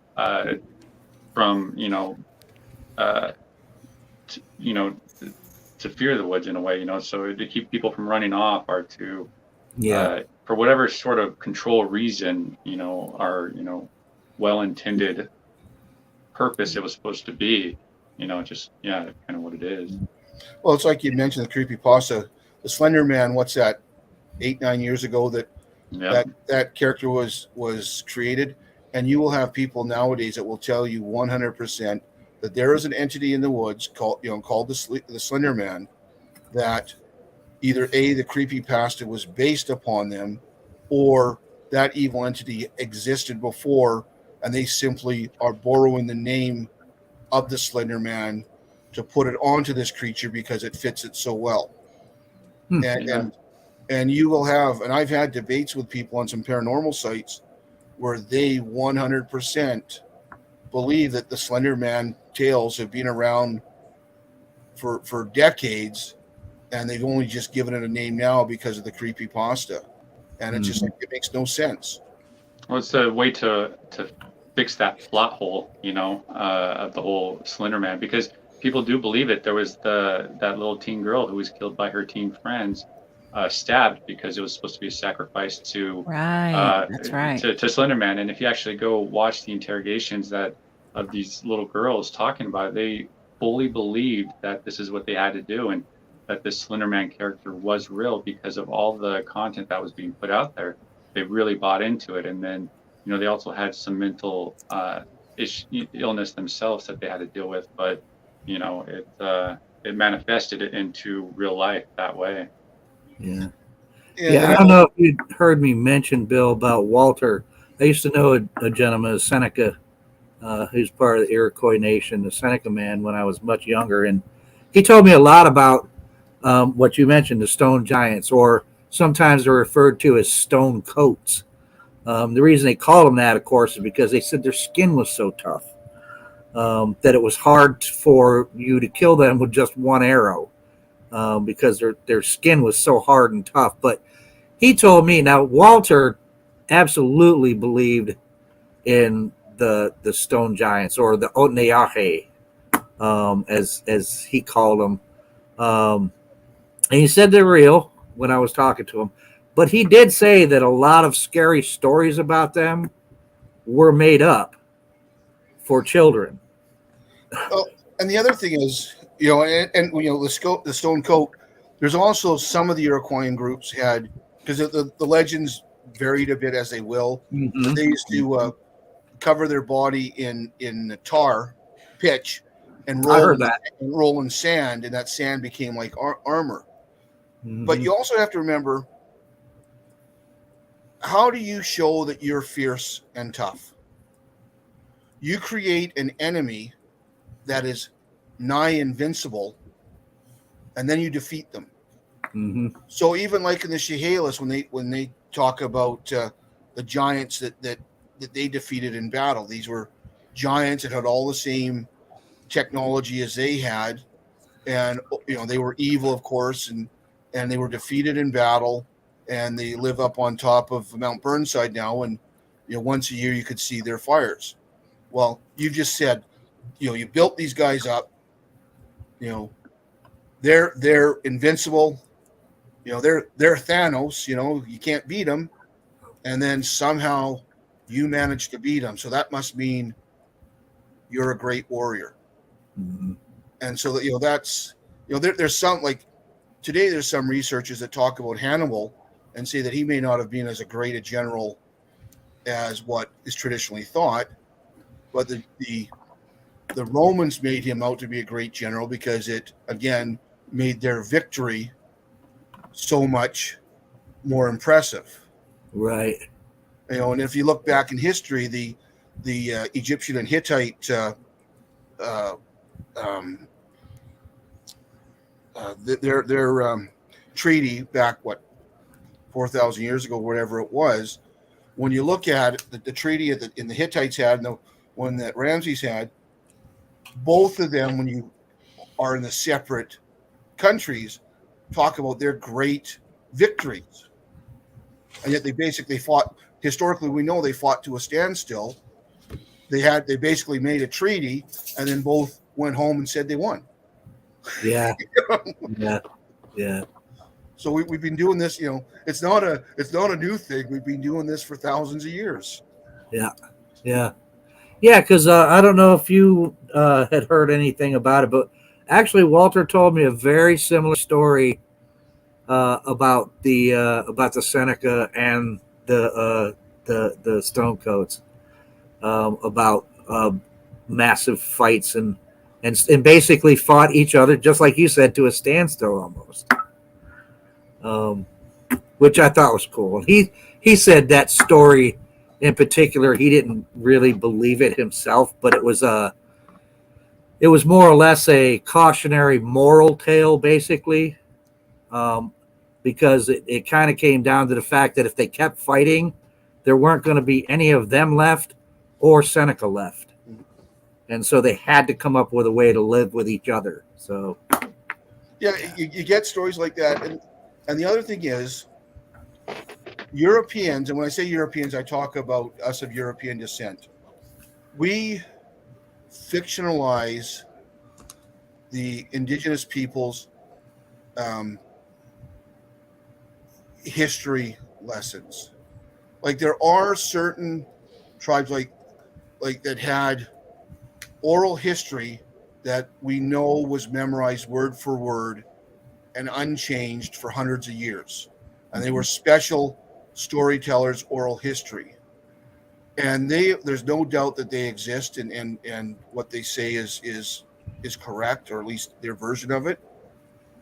But we tend to think that all Aboriginal oral histories are like that, and that's not true.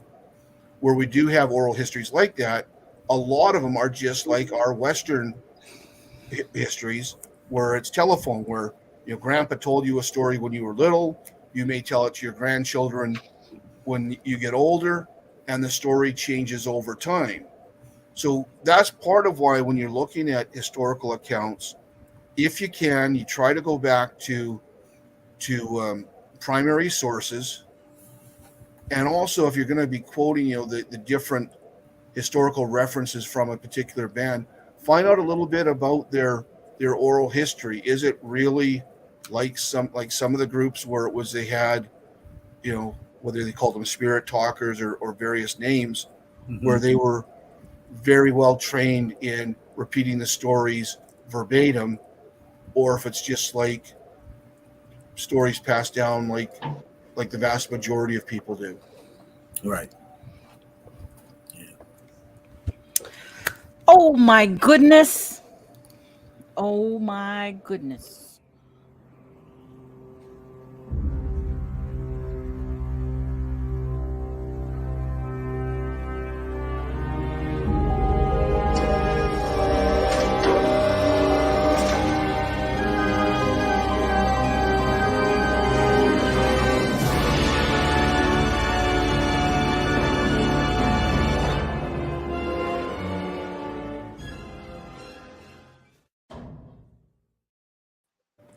And welcome, he is. Mr. Steenburg. Have your ears been ringing? We've been talking about you for the last hour. I'm sorry, I just got in. It's pouring down rain here. I just got in. He finally saw the Steenburg symbol. Finally. Well, we've gone up and down Jacko already. Let me tell you. Oh, okay. I thought Jacko. I thought, oh God, I better get in on this one.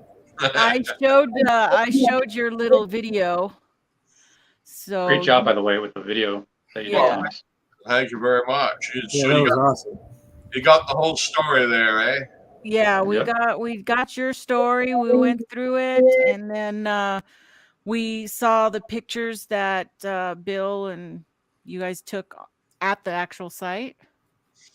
That is correct. Another great classic tale. Either a great chance to solve a great mystery before a mystery became great, or a great piece of 19th century tabloid journalism. One or the other. There's no other way about it. Right. Either way, it was great. Yeah. The area just looks amazing, though, and that's what I brought Bill on so he could tell us a little bit about it. What Good are to see you here, Bill? Good to see you. Hey, did you get my message about the spaghetti? You about being attacked by the dog man? Yes. Yeah. I just heard it before I turned the computer on. Matter of fact, I tried calling you back twice. Well, after the show, come up for the spaghetti. Roger that. I ain't gonna miss Pauline's spaghetti. Well, it's Nina's this time. Oh, that's Spaghetti. good. I'm not hungry. Let me see if I can book a flight real quick. This spaghetti sounds good. It does sound good. I'm like really hungry. Spaghetti's like, ooh, man, yeah, that's a good one. But anyway, I mean, we're coming to the end of the show here, Thomas, but we definitely have to hear your whole thoughts on the whole Jacko before we leave, for sure, All right.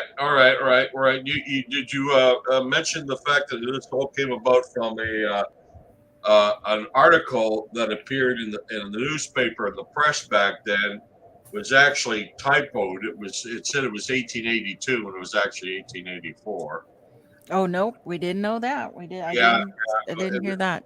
The title of the article was "What Is It?" Oh, the story that I had. Yeah, that was the story of the railway men. And one criticism I always had of the possibility that it's just a tabloid story was back in the 19th century, newspapers usually didn't share tabloid stories. Oh, they didn't. No, and it was in the mid 1980s in the archives of the Glenbow Museum in Calgary. I found a Winnipeg Free Press article describing the same thing, written the same year. And since then, two American friends have sent me old newspaper accounts from, one was from Colorado, and I think the other one was from Oregon, describing the same incident. Did they have the same name or No, same Jacko? The Winnipeg Free Press said they used the name Jacko. The other ones just basically described a strange creature being captured outside Yale, British Columbia. And that's where a lot of the myth began. John Kirk also come across evidence that some of the men apparently weren't even there at the time, though I don't know about that. I can't believe that how many men could have the same name is always a possibility. But again, when it comes to it, it's either a great piece of tabloid journalism, or it was a great chance to solve the Sasquatch mystery before the Sasquatch mystery became great. Yeah. Wow. Yeah. Well, it's definitely part of the history, and that's what we were talking about. It adds on to, establishing how we research, investigate, move on to bigger and better things, hopefully. Mm-hmm. Well, we got to have a historical sense about the subject so we can know how to proceed forward with it and know how to, take, we learn from all that, we can apply going forward. I don't know. Bill has mentioned Yale today has about 80 people in it. Oh, wow. It's back in place. Yeah, back in 1884, there was 15,000. Wow. Yeah, because it was the gold rush had just ended, and it was a boom town, and it was a nasty place. It was a Wild West town. Hardly a week went by without a gunfight, a stabbing, a murder of some kind. Half the buildings were saloons, another third were brothels. It was a wild West town. I mean, I used to have this debate with late John Green. John, like so many senior citizens, likes to believe that the Canadian West was somehow more civilized than the American West, being part of the British Empire. No, it wasn't. It wasn't any better. In many cases, it was worse. It's so weird because Canadians are so nice. How many voices can you do, Thomas? You could do them all, John man. Green, You could do them you all. do Renee DeHenden. You got it down. I bet you have a version of me pretty soon. Yeah, Yale Town back then was a Wild West town. You took your life in your hands, traveling the old wagon road and everything like that. And it was a real bad place, and a Wild West town. And for something like this to grab attention, in my opinion, it must have been quite an event. But we will really never know. Yeah. Wow. And that's, you got to remember at that point again, why it was so populous at that time was because the paddle wheelers that filled up in New Westminster down on the coast came up the Fraser with the miners and the gold supply, gold mining supplies, and the last port was Yale, and that's where they got off the paddle wheelers and got onto the mule trains, or most of them started walking, to get up to the gold fields. So it was your real big. If you do any story anywhere in the West, whether it's Dawson City or any of those gold towns where the greenhorns came in to get their grub stakes and go up to the gold fields, it was, Yale was no different than any of those towns. Mm-hmm. Wow. And then it was, when was it totally wiped out by flooding, you said? No, Yaletown, it was never wiped out. No, the bottom was in the flood of 46. Oh, yes. Yes. and Yeah. Okay. There was a big fire there. 46. Okay. Yeah. And there was a large fire there at one time as well. But Yale still exists today. There's just hardly anybody there. Yeah. Wow. Uh-huh. Well, Hell, it's only 40 minutes away from us here. yeah, that's what Bill was telling us. Yeah. Right close by.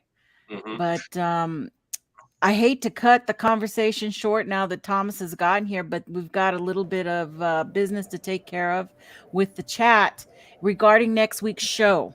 So next week's show, guys, we are going to have a guest on for the first half. In the second half, we are going to do our bingo game so that you guys can win the prize, which I still haven't finished, but it's almost finished, ready to go for the winner next week. And so what we're going to do is the winners of all the games that we've been playing for the last few months are Tristan, Donald, Grasshopper, Brandy, Batmom, Papa Craig, Killed by Bigfoot, Brown Dwarf, Life is a Flyway, and Joe. Okay, those are the winners. I have 10 that we've collected. So I have Donald, Brandy, Batmom, and Joe, and where's my pin? Grasshopper. I already can get in touch with you guys and send you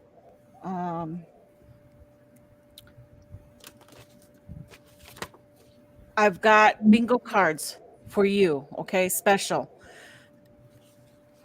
So what I need is for those people I just called, if you're in the chat right now, I want you to I see you. put a number out from 1 to 15. Just type it in the chat right now. And that's going to be your bingo card. And I'm going to send it to you through Messenger. If I don't have you on Facebook or Messenger, make sure I get your email and I will email you a picture of your bingo card for next week. Okay? And that's how I'm going to do this. So put your, okay, Mr. Lee is 9. Wait, you're not on here. Not you. Just, okay, Papa Craig says 6. 6 is yours. Life is a Flyway, 13. Joe, 7.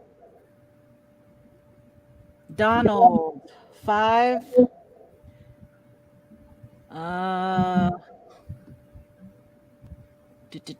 Okay, is Brandy still here? Brandy was here. Grasshopper was, Grasshopper, 11.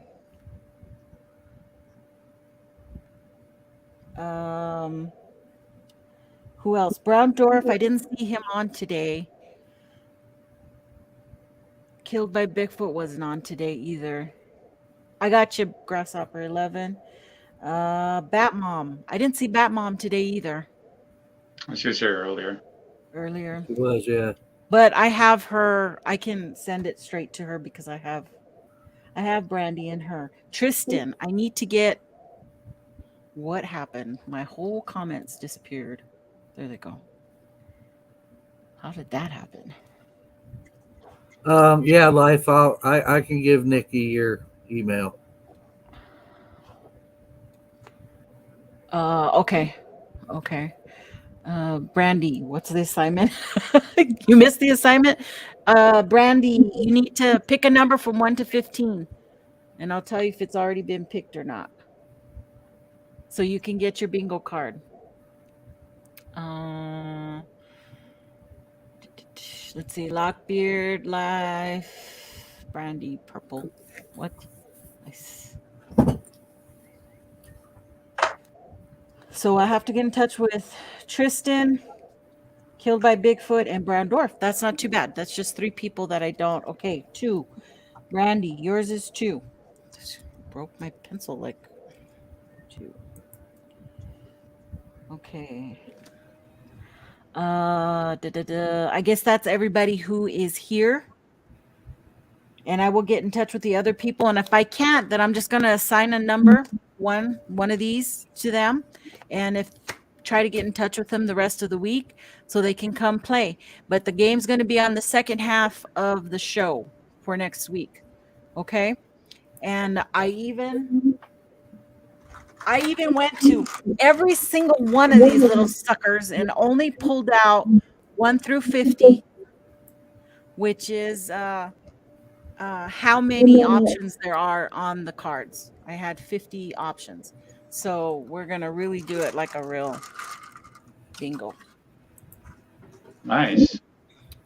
To be fair, it's going to be fair. It's going to be a lot of fun. I mean, you're doing a And really then good job with after that, this. if we have time after that first game, if we want to do another one, we can, I don't know. I have 15, so I can really allow for another 5 people to play that particular game.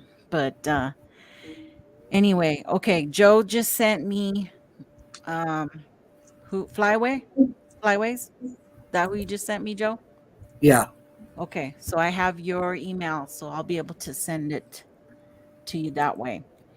And gentlemen, any final words for this evening? Joe. Oh, I have well, something. my opinion is you can have answers and you can enjoy entertainment of the history of the phenomenon as well. Yeah. It doesn't have to be one or the other. Look, Joe. Yeah, there you go. I really got this in China, by the way. Oh, so it's okay. I'm not sure where this. Probably made in China too. Hey, guess what? Was it from China Chinese too? buffalo. I got this on the Great Wall of China. Tatanka. Wow. It was freezing, and my daughter was freezing. So we got her this hat so she could pull the ears down over her head. I didn't know they had buffalo in China, but Anyway, Surprise. that's my real. What's the Mandarin word for Tatanka? Oh, really? Is that what that is? I thought you were ready to go on a raid to the eastern shores of England. Yeah. Yeah. He's slowly converting into a furry. So pretty soon he's going to be all out furry. All about that lifestyle. I don't know about the furry, but you already you have. know, I found out that partway there. All that kind of stuff was actually made up by the movies. Really, the whole Vikings with the horns. Oh yeah, they didn't wear that stuff. Well, same with pirates. How pirates looked and acted, it was all made up by the movies. They didn't say "arr." Well, I don't know about that, but like a lot of the stuff is like that's Rock there. He'll tell you. Yeah, a lot of it's fictitious, and the eye patch was just to maintain their night vision and stuff when they go below deck and stuff. Well, I figure the eye patch is because they lost an eye. No, it's actually you use it to cover one eye, so when you go below deck and you come back up, you're able to regain your vision a lot better. That's the whole thing. So yeah. Whoa, that was deep. I didn't know that, but I've heard of that. Maybe. I don't know. So, Papa Craig, I do need you to get in touch with me so I can send you a bingo card. Brent, anything else? You got some more expeditions coming up? Yeah, I'm sure we'll probably have some, but I just wanted to thank Bill for coming on to help kind of flesh out the story and give more depth and context, especially, since you're there for the pictures. And Thomas, it was great that you can come on and add your content as well. And so I appreciate you guys coming on since you guys were there doing the investigation, and, it was a really good job on presenting it. And like the video that you did, Thomas, I think that's how research should be done, should be presented, and something that we should probably talk more in the future about. Right.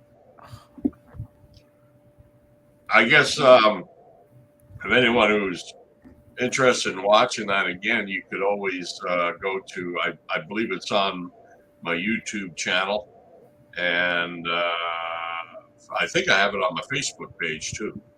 Yeah, I'm sure Nikki could put it in the Yeah, I'll try putting the links at the bottom of the show as soon as I finish. And if you guys aren't subscribed to Thomas's YouTube channel, what's up? Why aren't you subscribed to his channel? Go subscribe. After the show ends, click off this, Which go is to Thomas's, and then hit the subscribe and all that. Yes.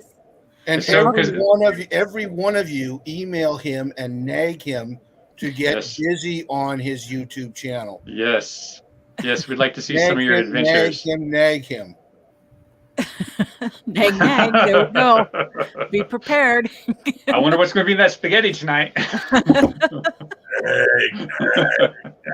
Send him some cherry Cavendish. Okay, well, I hope you guys all enjoyed the show today. Good job with it. Bill Reed is with the Buckrust crew. Please go check out the West Coast Sasquatch and the Buckwaz crew. They have some great content. They have the Steenburg stuff on there. They've got all kinds of goodies for you and just some great interviews. And I'm on there too. So, thank you very much for coming, guys. And everybody, love y'all. Till next week.